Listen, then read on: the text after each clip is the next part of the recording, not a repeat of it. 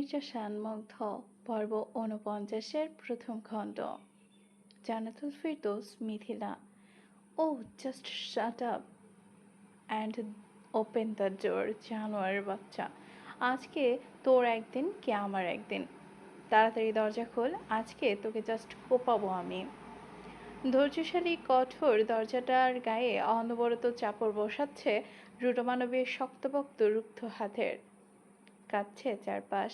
উন্মুক্ত যুবকের এহেন হিংস্র কার্যকলাপে মুহূর্তেই ভয়ের ছাপ ফুটে উঠল রমণীর পেলব মুখে।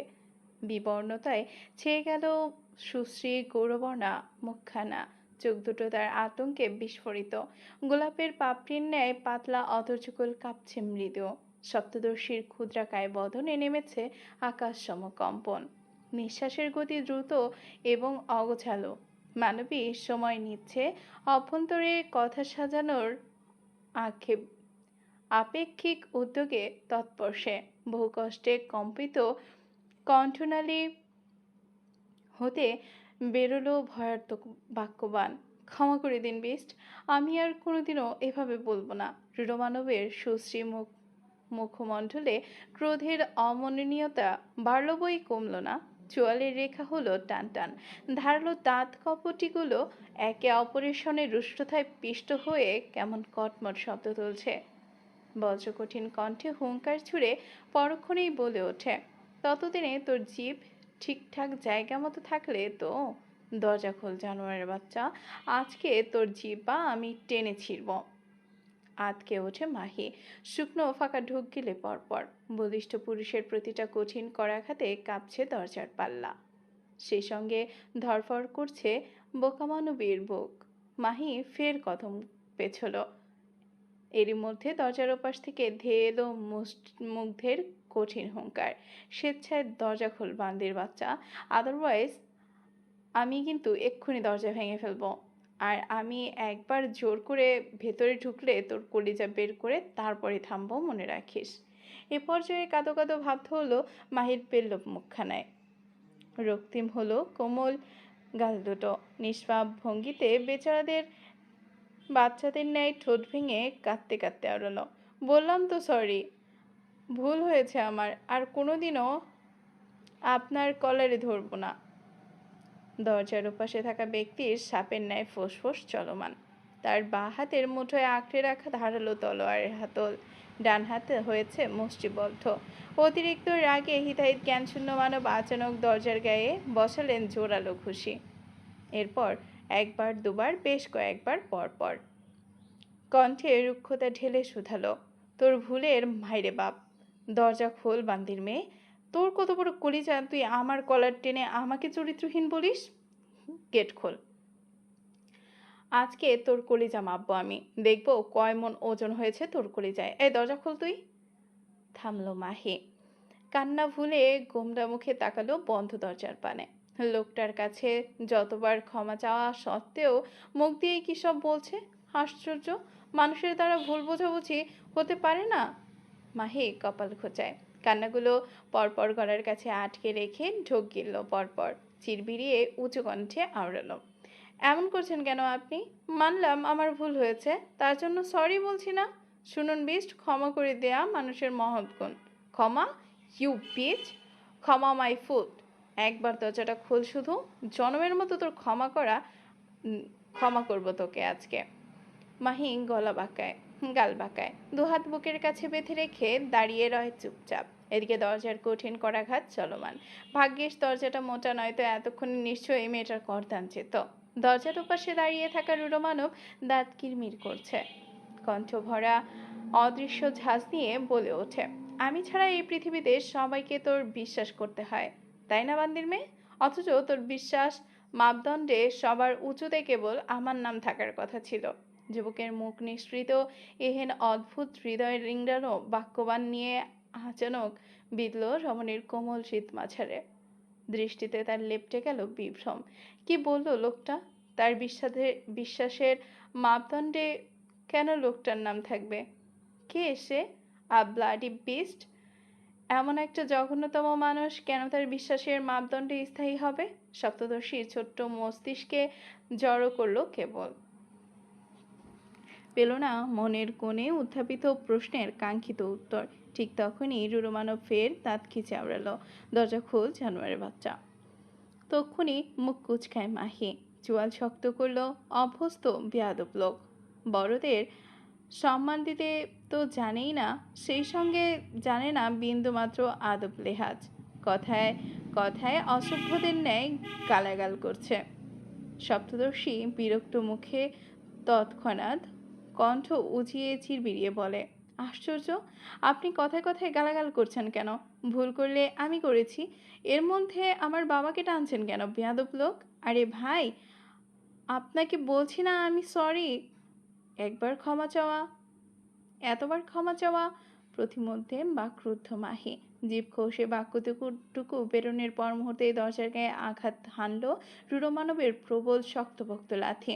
এই বুঝি দরজাটা ভেঙে গুড়িয়ে পড়ল বলে। মাহি হতবাক, হতবুদ্ধির ন্যায় সম্মুখে দাঁড়িয়ে থাকতেই ওপাশে থেকে ভেসে এলো মুগ্ধের হিংস্র গর্জন। You beach, what the fuck are you ব্লাবারিং জানোয়ার বাচ্চা? আমি তোর কোন জনমের ভাই লাগি রে? দরজা খোল তুই, বান্দির মেয়ে। হাজব্যান্ডকে ভাই রাখতে লজ্জা করে না তোর? বাচ্চা। এক নিমিষেই বোধহয় আকাশ ভেঙে পড়ল সপ্তদর্শীর মাথার ওপর। চোখ দুটো বিস্ময়ে ছুঁয়ে দিচ্ছে লোকটা। বিস্ময়াবহে তক্ষুনি দূরত্ব বাড়ল মানবীর, তীর তীর করে কাপত্রয়ী নরম অধৈর্যগোল। মস্তিষ্ক বনে গেল ফাঁকা, কানের পাশ দিয়ে ভো ভো করে বাজছে কিছু স্রেফ আওড়াচ্ছে একখানা শব্দ, হাজবেন্ড। অদৃশ্য অসারতা ভর করল মাহির সর্বাঙ্গে। মুখায়ব জুড়ে অবাধ্যের ছাপ, আকাশসম অস্থিরতা ছেয়ে গিয়েছে অন্তরে। সেই অস্থিরতার জোর ধরে মানবীর কাঁপা কাঁপা পা দুটো এগোলো। কম্পিত ক্ষুদ্রাকায় বদনখানি মাতালের ন্যায় টলতে টলতে কোনো মতে এসে দাঁড়ালো দরজার সম্মুখে। পরক্ষণেই তার কাপত্রয়ী হাত দুটো একঝোঁকে আঁকড়ে ধরল দরজার নব। শরীরের সর্বশক্তি দিয়ে নবটা একটুখানি ঘোরাতেই খট করে খুলে গেল দরজাটা। আর অমনি ওপাশ থেকে এক টানে দরজার পুরোপুরি উন্মুক্ত করলেন মাফিয়া বিস্ট। পর মুহূর্তেই পলক ফেলতে না ফেলতেই ক্রুদ্ধ বাঘের ন্যায় ঝাঁপিয়ে পড়ল বেচারির সপ্তদর্শীর ওপর। তার শক্তপোক্ত হাতের হিংস্র থাবা আচমকা আক্রমণে বসালো সপ্তদর্শীর রাজহংসীর ন্যায় সুদীর্ঘ কোমল কুণ্ঠায়। সে কি জোর হাতের! মেয়েটা এক প্রকার ছিটকে নিয়ে গেল পেছনে। ঘটনা প্রবাহে অচল মাহি, জমিনে ঠেকছে না পা। যুবক রুক্ষ হাতের মুঠোয় কুণ্ঠা চেপেছে তার, শরীর হয়েছে দোলুত্যমান। ক্ষুদ্র মানব আচানক পা থামালো। সপ্তদশী পিঠ ঠেকালো ওয়াশরুমের তকতকে দেয়ালের সনে। হাতের জোর বাড়িয়ে মেয়েটার মুখ এগিয়ে এনে বজ্রকণ্ঠ চিরবিরিয়ে শুধালো, এবার তোকে কে বাঁচাবে বান্ধির মেয়ে? সপ্তদশী ধীরে ধীরে চোখের পর্দা সরালো, অনর দৃষ্টি তাক করলো যুবকের বাদামি চোখ দুটোর সনে। চূড়মানবের সেদিকে বিন্দুমাত্র উদ্বেগ নেই। সে কেমন সাপের ন্যায় ফোঁস করতে করতে আচানক চপটাঘাতের জন্য যেই না হাত উচালো, ঠিক তখনই সপ্তদশী ভঙ্গুর কণ্ঠ ফুঁড়ে অস্পষ্টে বেরোলো, আপনি আমার কে? মুহূর্তেই থমকায় মুগ্ধ, থমকায় তার বাড়ন্ত অগ্রাসী থাবা। বাদামি চোখ দুটোর ক্ষুদ্র কালো তারা দুটো হুট করেই আটকে গেল মেয়েটার মায়াবী হরিণী নেত্রযুগলের গভীরে। এতক্ষণে মাথা ভর্তি অদৃশ্য আগুনগুলো কিভাবে যেন নিভে গেল। যুবক নিজেও সে বিস্ময়ে সন্দিহান। সপ্তদশী ফের ঠোঁট নাড়ালো, কাঁপা কাঁপা কণ্ঠে আওড়ালো, বলুন বিস্ট, আপনি আমার কে? যুবক হারিয়েছে কোথাও। মায়াবিনীর বিধ্বংসী চোখ দুটো উপচে পড়া মায়ার সংস্পর্শে এসে এক মুহূর্তের জন্য হারিয়েছে নিজের সকল ক্রুদ্ধতা। মেয়েটার কণ্ঠনালী বারবার চেপে রাখা হাতখানা খানিক আগলা করে নিয়ে সে কেমন অস্পষ্ট গভীর শান্ত গলায় শুধালো, আমি তোর সব। তরাক অস্থির হলো মাহি, দুহাতে জোর তক্ষুনি আঘাত বসালো রুরমানবের রুক্ষ বক্ষভাগে। এহেন অতর্কিত আক্রমণে এক কদম পিছিয়ে গেল মুগ্ধ। গভীর নেত্র সম্মুখে পানে তাক করে রেখেই মানবী কেমন চিৎকার দিয়ে উঠল, না, আপনি আমার কেউ না, কেউ না, আপনি আমার কেউ না। যুবকের গভীর দৃষ্টিতে বিন্দুমাত্র হেলদোল নেই, সেথায় এবার আধিপত্য জানান দেবার প্রবল আকাঙ্ক্ষা ভর করছে তার। যেন পাহাড় সম দেহটা টান টান করে নিয়ে মুগ্ধ ধীর কদমে এগিয়ে এলো মাহির পানে। ঠোঁটের কোণে বক্র হাসির রেশ টেনে বলল, তুই বললেই হলো। টকবকে রাগে মুহূর্তেই ফেটে পড়ল মাহি। তড়াক করে জ্বলে উঠল তার চোখ দুটো। অক্ষি কঠোরের সামান্য অশ্রুর উপস্থিতির আখি দয়ের মায়া বেড়েছে বহুগুণ। মুগ্ধ কেমন তুষ্ট দৃষ্টে এক মনে চেয়ে রইল সেদিকে। তার পা দুটো মাহির মুখোমুখি এসে দাঁড়াতেই সপ্তদশী কেমন সন্ধিহান গলায় চিৎকার দিয়ে জিজ্ঞাসা করে ওঠে, কি করেছেন আপনি আমার সাথে? কোন রহস্যের ভিত্তিতে এত বড় একটা কথা আপনার মুখ দিয়ে বের হচ্ছে? সত্যি করে বলুন বিস্ট। থামল মুগ্ধ, সামান্য কাত করলো ঘাড়, ধারালো দাঁতের রুষ্ট চিপায় পিষ্ট করলো নিম্নাংশের অধর। পরক্ষণেই মেয়েটার ঘাড়ের পেছনে নিয়ে গেল নিজের ডান হাতের উষ্ণ করতাল। সেথায় মৃদু টান বসিয়ে এক ঝটকায় মানবের সুশ্রী মুখশ্রী নিজ সান্নিধ্যে এনে থামল মুগ্ধ। ঘাড় নামিয়ে নিজ এলোমেলো চুলে আবৃত কপালখানা আলটো করে ঠেকালো মেয়েটার মসৃণ ললাটের সনে। ঠোঁটের কোণে চমৎকার হাসি ঝুলিয়ে মুগ্ধ কেমন বিমুগ্ধ কণ্ঠে আওড়ালো, এত তাড়াতাড়ি সবটা জেনে যাবি? আর কটা দিন না হয় ধৈর্য ধর। তড়িৎ নড়েচড়ে উঠে মাহি, কণ্ঠে অদৃশ্য আগুন ঢেলে শুধালো, না, এক্ষুনি বলুন সবটা। কোন অকাজ করেছেন আপনি? কোন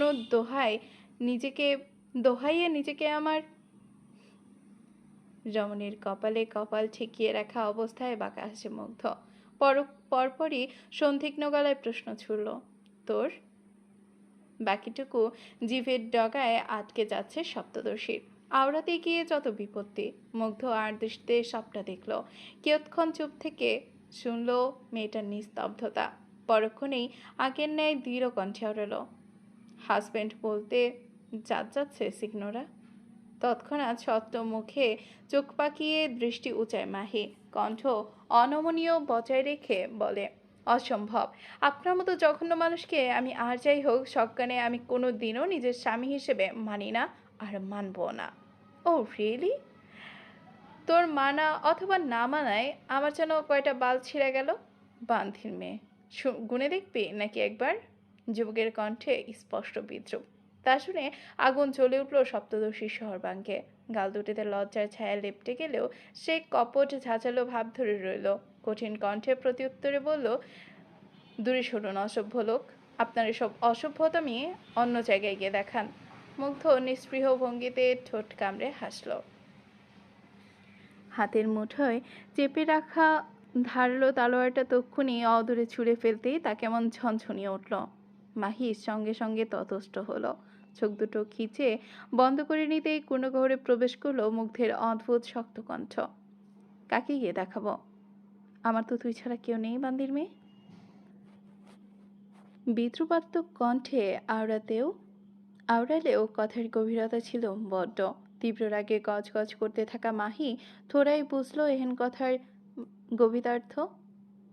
সে উল্টো প্রশ্নাত্মক ভাবভঙ্গি ফোটালো ঠোঁটের কোণে, তীক্ষ্ণ কণ্ঠে বলল, খারাপদের আবার মানুষের অভাব পড়ে? আশ্চর্য, আপনার কেউ নেই শুনে আমার কি একটু হাসা উচিত? নাকি আমার অজান্তেই আমাকে নিয়ে নোংরা মতো মেতেছেন, তা ভেবে একটু কাঁদা উচিত? কোনটা করব বলুন? আপনি কি করেছেন আমার সাথে? আমার জানা মতে আমি আপনাকে বিয়ে করিনি, না ধর্মীয় মতে আর না কোনো কাগজে। বাকিটুকু পূর্ণ করবার পূর্বেই থতমত খেল মাহি। তক্ষুনি চোখ উঁচিয়ে তাকালো রুরো মানবের পানে, দেখলো লোকটা কেমন বিদ্রুপাত্মক দৃষ্টিতে তাকিয়ে আছে। মাহি বিচক্ষণা, একে একে দুই মিলিয়ে ভেবে বসলো অনেক কিছু। নিশ্চিত হবার উদ্দেশ্যে তৎক্ষণাৎ লোকটা প্রাণে ক্রূর দৃষ্টি নিক্ষেপ করে জিজ্ঞাসা করলো, Do you have anything like what I am thinking? মুগ্ধ ঠোঁট পিষে হাসল, চোখ দুটো শুরু করে তাচ্ছিল্যের সহিত আওড়ালো, ইয়েস আই হ্যাভ বান্দির মেয়ে।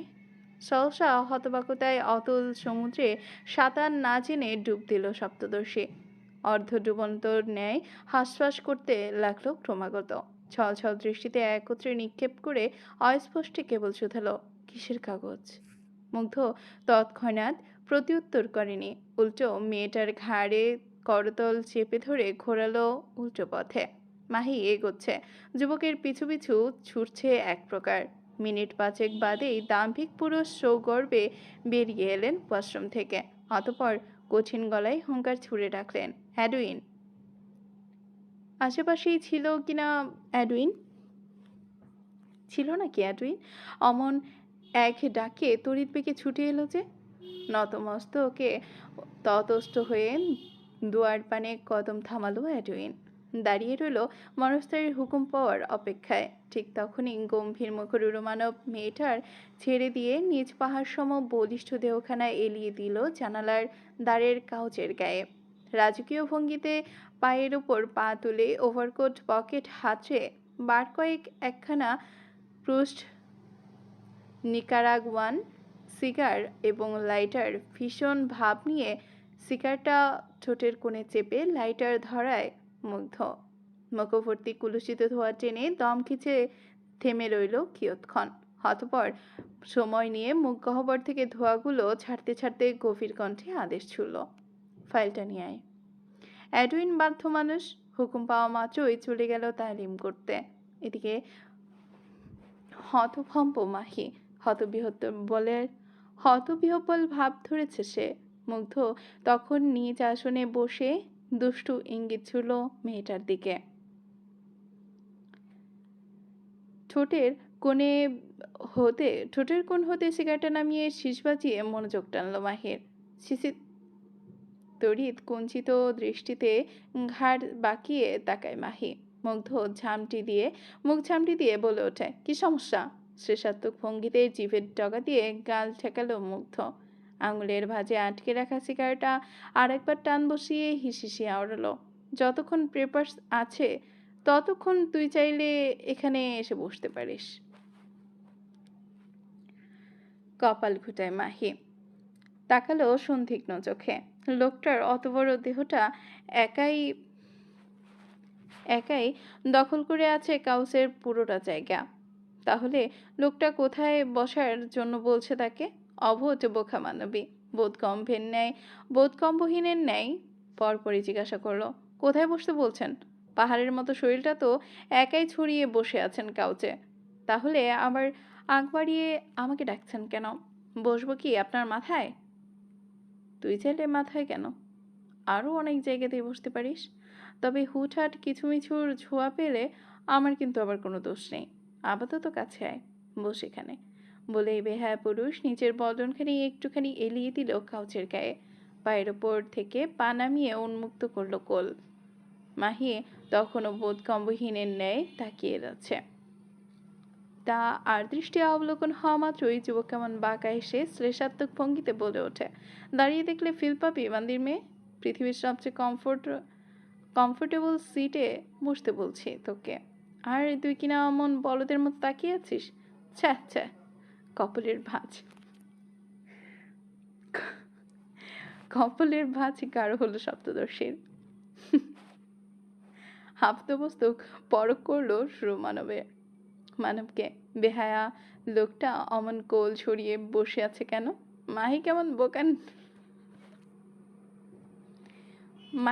বোকার ন্যায় ফের জিজ্ঞেস করে ওঠে, আরে ওই কমফোর্টেবল সিটটা কোনটা? এই পর্যায়ে গালের ভাঁজে সময় নিয়ে জিভ ঠেসে ডাকলো মুগ্ধ। হাসলো বোধহয় নীরবে। মেয়েটা আর একটু জ্বালাতন করতে তক্ষুনি বেহায়ার ন্যায় হাত রাখলো প্যান্টের অগ্রভাগে। দুষ্টু কণ্ঠে শুধালো, এই যে মাই ল্যাব, পৃথিবীর সবচেয়ে কমফোর্টেবল স্থান বসার জন্য। যদিও বা বসলে মাঝে মধ্যে পাখির ডাক শুনবি, বাট ব্যাপার না, ছুঁয়ে যাবে। আয় আয়। তক্ষুনি তেলে বেগুনে ছ্যাত করে ওঠে মাহি। কটমট কণ্ঠে করতে করতে ঝামটি দিয়ে বসলো মুখে। কিরমিরিয়ে আওড়ালো, অপিওর নির্লজ্জ বেহায়া লোক। রুডমানব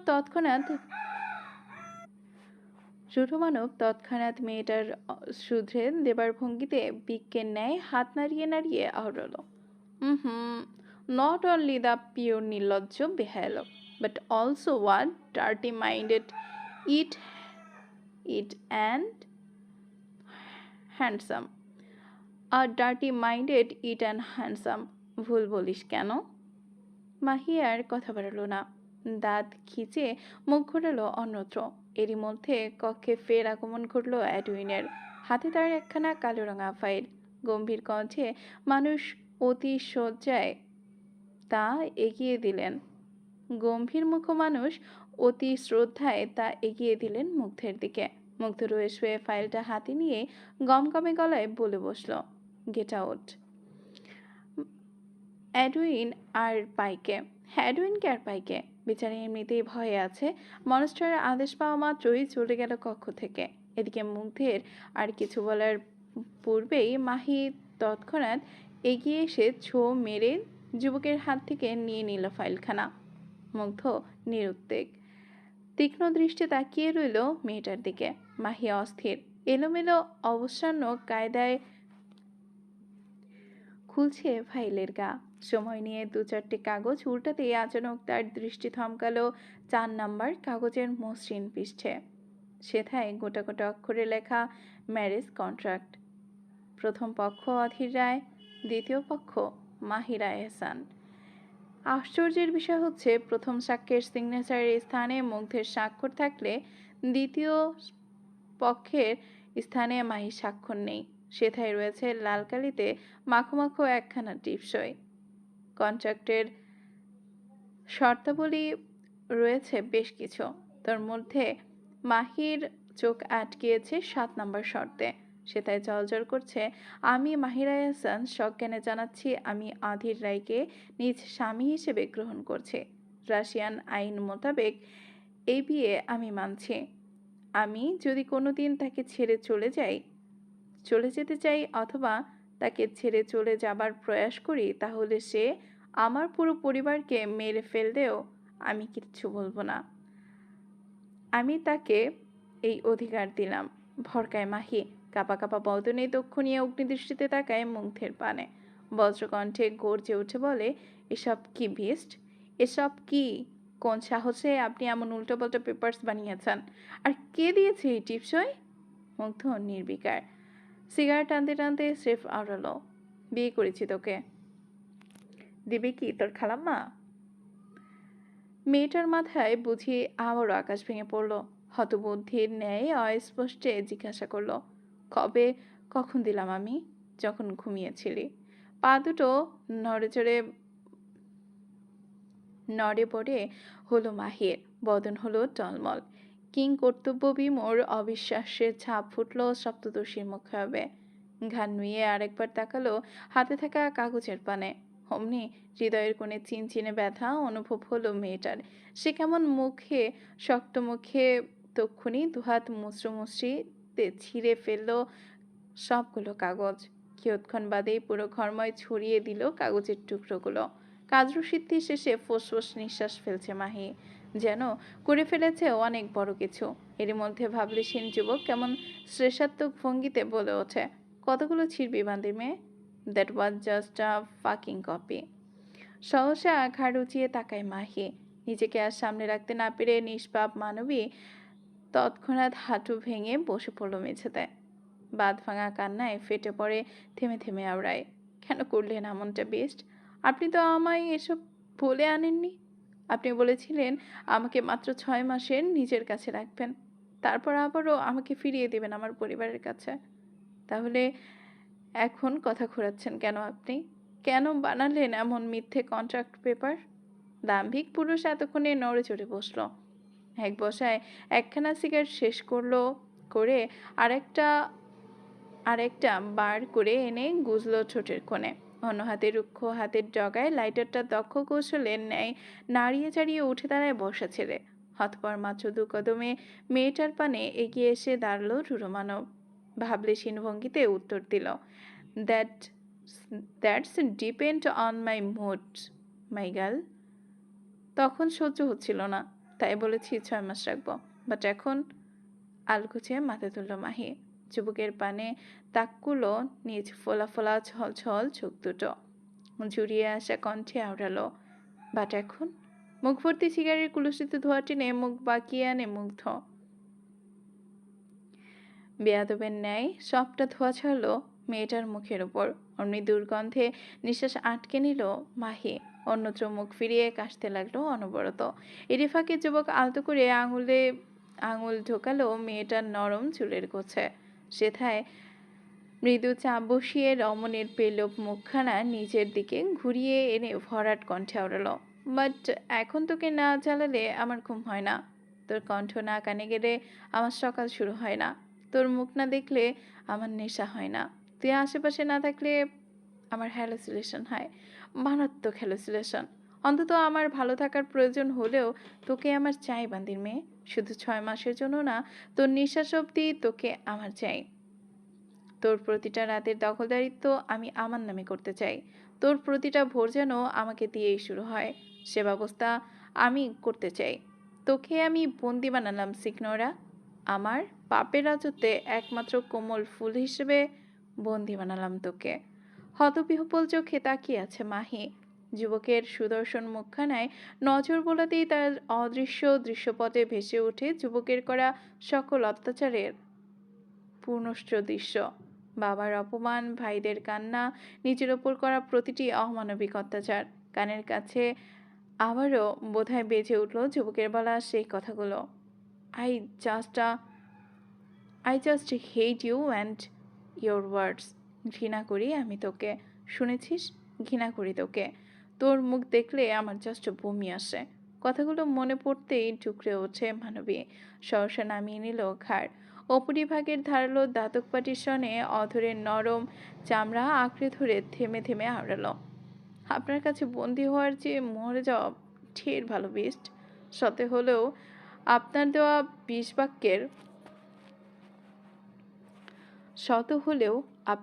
বিষ বাক্যের কতগুলো কি আর অত সহজে মিটবে আমার হৃদয় থেকে? যুবক নিশ্চুপ চোখে তাকিয়ে আছে অপলকভাবে। হৃদয়টা হুট করেই মোচড়াচ্ছে তার। কেমন যেন একটা চিনচিনে ব্যথা। নাম কি এ ব্যথার? সে কেমন চোখে চোখ কুচকালো। অভ্যন্তরে তীব্র ব্যথাগুলো শুয়ে নিয়ে গমগমে গলায় শুধালো, তুই মান বা না মান, তোর বাকিটা জীবন এখন থেকে কেবলমাত্র আমার নামে লিখিত হলো। ধীরে ধীরে না হয় দুর্বল হবি।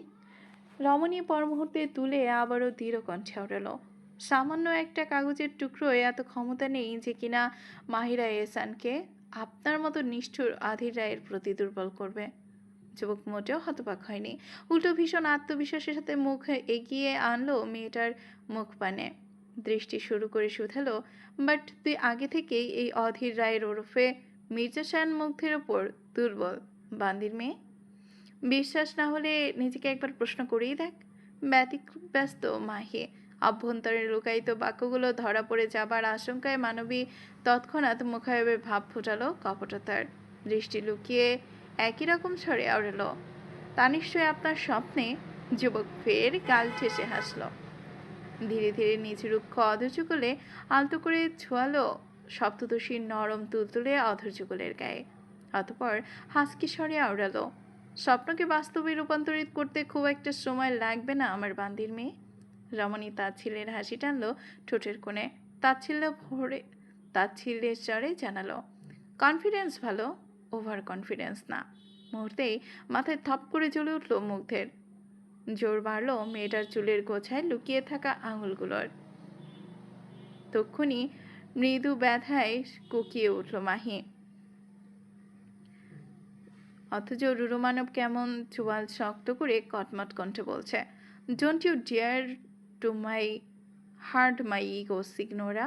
তুই নিজেও জানিস না আমি আমার ইগোর স্যাটিসফাই করার জন্য ঠিক কোন কোন পর্যায়ে যেতে পারি। আমি তোকে সময় দিচ্ছি যেন তুই নিজে থেকে আমার প্রতি দুর্বল হতে পারিস। বাট তোকে আমার প্রতি দুর্বল বানানোটাকে আমার ইগো ভাবিস না। Just me trust me baby, trust me babe. এটা তোর জন্য একদম মাত্রা অতিরিক্ত টক্সিট হবে। মাহি নাক টানছে, দৃঢ় কণ্ঠে আওড়াচ্ছে, আমি মরে গেলেও আপনার প্রতি উইক হব না। যদি কখনো এমনটা হবার আশঙ্কা হয়ও, তবে আমি নিজেকেই নিজে শেষ করে দিব। আমি না মানি আপনাকে, না মানি আপনার এসব বুলশিট কন্ট্রাক্টকে। রাগী মানবের শক্ত হওয়া রগগুলো আবারও বুঝি বেড়ে গেল তরতর করে। সে তক্ষুনি এক ঝটকায় ছেড়ে দিল মাহির নরম চুলের গোছা। রাগে হিতাহিত জ্ঞানশূন্যের ন্যায় অনবরত ডলতে লাগলো নিজ ঘাড়। চিরবিরিয়ে আওড়ালো, তুই মরবি তাই না? বিড়বিড়িয়ে নিজ চিরচেনা খোলসে আবির্ভাব ঘটায় রুরু মানব। পকেট হাতড়ে ফোন বের করলো নিজের। অতপর দক্ষ হাতে ফোনের স্ক্রিনে ট্যাপ করলো কয়েকবার। সপ্তদশী নীরব চোখে দেখে যাচ্ছে সবকিছু। বোধগম্যহীনের ন্যায় ডুবেছে তার মুখ। ঠিক তখনই রুরু মানব নিজ হাতে থাকা ফোনের স্ক্রিনে আলগোছে বাড়িয়ে ধরলো মেয়েটার পানে। মানবী আনমনে দৃষ্টি সেদিকে তাকাতেই আচমকা হোঁচট খেল যেন। স্ক্রিনে স্পষ্ট দেখা যাচ্ছে একখানা শীততাপ নিয়ন্ত্রিত কেবিন, যার বেডে শুয়ে আছে মধ্যবয়স্ক তাইফ এহসান। গায়ে তার অসংখ্য মেশিনের তার, মুখে অক্সিজেন মাস্ক। মুহূর্তে আঁতকে ওঠে মাহি। অস্থিরতায় চিৎকার দিয়ে দু হাতে ছিনিয়ে নেয় মুগ্ধের মোবাইল। কাঁপা কাঁপা হাতে ফোনের স্ক্রিনে হাত বুলিয়ে মাহি কেমন কম্পিত কণ্ঠে ডেকে ওঠে, আব্বু, আব্বু, আব্বু। কি হয়েছে তোমার আব্বু? ও আব্বু, আব্বু দেখো আমি। ও আব্বু, আব্বু আমার দিকে একটু তাকাও, তাকাও না আব্বু, আব্বু গো, আব্বু, আব্বু। মাহি কাঁদছে। বাঁধ ভাঙা আর্তনাতে ঠুকরে উঠছে মাহি। এরই মধ্যে রুরু মানব কেমন শক্ত জোয়ারে কাকে যেন আদেশ ছুড়ল, মেরে ফেল বাস্টার্ডকে। আতকে ওঠে মাহি, হকচকিয়ে তাকায় মুগ্ধের পানে। লোকটা কাকে মারার কথা বলল? সন্দিগ্ধতায় কপাল কুঁচকে গেল মাহির। অমন হাতে থাকা ফোন থেকে ভেসে এলো টুকটাক কিছু শব্দ। তড়িঘড়ি করে নজর আবারও ফোনের পানে ঘুরিয়ে আনে মাহি। তবে পর মুহূর্তে যা দেখলো তাতে তার নিঃশ্বাসটা অবধি গলার কাছে আটকে গেল যেন। একজন ওয়ার্ড বয় তার আব্বুর মুখ থেকে মাস্কটা সরিয়ে নিচ্ছে। ধীরে ধীরে বুকের ওঠানামার গতি বাড়ছে তাইফ এহসানের। ছটফাটানো বাড়ছে বইকে। তৎক্ষণাৎ ঘর কাঁপিয়ে চিৎকার করে ওঠে মাহি। ফোনের পানে দৃষ্টি নিবদ্ধ রেখে কাঁদতে কাঁদতে হেঁচকি তুলে ওড়ালো, এই এই কে? কে আপনি? আমার আব্বু? না না, এটা না, আমার আব্বুর কষ্ট হচ্ছে। এই আমার আব্বুর মুখের মাস্ক দেন। আব্বু, আব্বু। ওয়ার্ড বয় থামছে না। এদিকে উদ্বিগ্নতা কমছে না মাহির, না কমছে তার কান্না। নির্দয় মানব উঠে দাঁড়িয়েছে ততক্ষণে। চলে যাবার উদ্দেশ্যে কদম বাড়াতেই সরাতে গেলেই আচমকা তার পা দুটো দু হাতে বুকের সঙ্গে আঁকড়ে ধরল মাহি। বোধ বুদ্ধি সব ভুলে বাবাকে বাঁচানোর শেষ প্রয়াসে বলে ওঠে, আল্লাহর দোহাই লাগে, আপনাকে বেস্ট, আমার আব্বুকে মেরে ফেলবেন না। ওই লোকটাকে থামতে বলুন। বিনিময়ে আপনি যা বলবেন, যেভাবে বলবেন, আমি আমি কথা দিচ্ছি, আমি সব মুখ বুঝে মেনে নেব। তবুও আমার আব্বুকে বাঁচান। একটু দয়া করুন বেস্ট। আপনি যা বলবেন আমি তাই করব। সহসা হাঁটু গেড়ে বসলো মুগ্ধ। দুহাতে আলগোছে পা থেকে হাত সরালো মাহির হাত দুটো। অতপর দৃষ্টিতে দৃঢ়তা ঢেলে কিরমির কণ্ঠে আওড়ালো, তুই আমার আগে তোর মরণও পাপ। চলবে। আগামী পর্ব পেতে আমাদের সাথেই থাকুন। কেমন হয়েছে পর্বটি জানাতে ভুলবেন না।